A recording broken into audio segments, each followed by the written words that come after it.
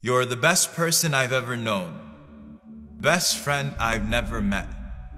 Your sincerity to me is blinding, enough to completely canvas the world with drapes that read respect, honor, love, protect, while creating a window for me to zoom in on the important things, but those are the things that I forget or neglect. I will do better. Your ummah is fine, not because of me or mine or wounds that heal with time, those who would die for a dollar sign, but because a promise is divine. So when we feel like we're at our worst and our sadness would cause our hearts to burst, it feels like there are times when there are angels within our lines, or hovering over squares with chance of freedom in the air, and though tyrants may step on our necks, we smile. For history has always been on our side.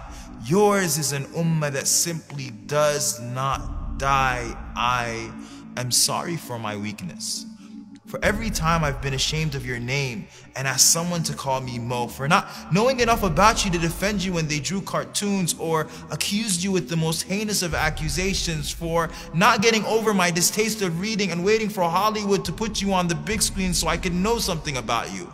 As if Steven Spielberg or Mel Gibson or Johnny Depp would somehow be able to recreate the twinkle in your eye or a beautiful bead of sweat as it scaffolds on your forehead, frantically fighting gravity, not wanting to fall off your body.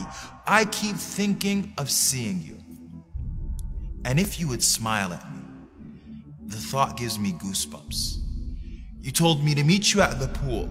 So on that day, I hope and pray that I will see you through the crowd, that no angels barricade me as I sprint at breakneck speed. I hope you recognize it's me. I will crowd the companions to get access to your vision. I will obey my thirst by quenching it from your hand. So until that day, I will pray.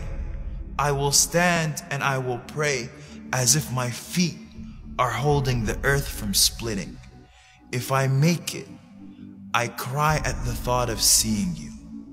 For I know the words that I used to read from books with all too thin pages will do no justice to your voice, your scent, your touch, your face. My messenger of Allah has always existed between the curves and dots of the Arabic alphabet. So Muhammad ibn Abdullah in 3D and whatever other dimensions the hereafter brings with it will be an overboard of senses.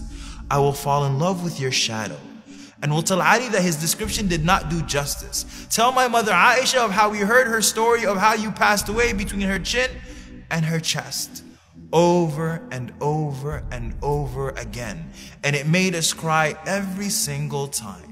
For we never suffered any disaster that was greater than what we suffered before our souls merged with flesh, of entering an earth that was without you. Does the sky even recognize us anymore? And I will sit in the shade of your smile and will ask you your story directly from your mouth as we sip on Salsabil ice cold, and will be terribly embarrassed if you ask me for mine, 'cause I never did anything right other than loving you.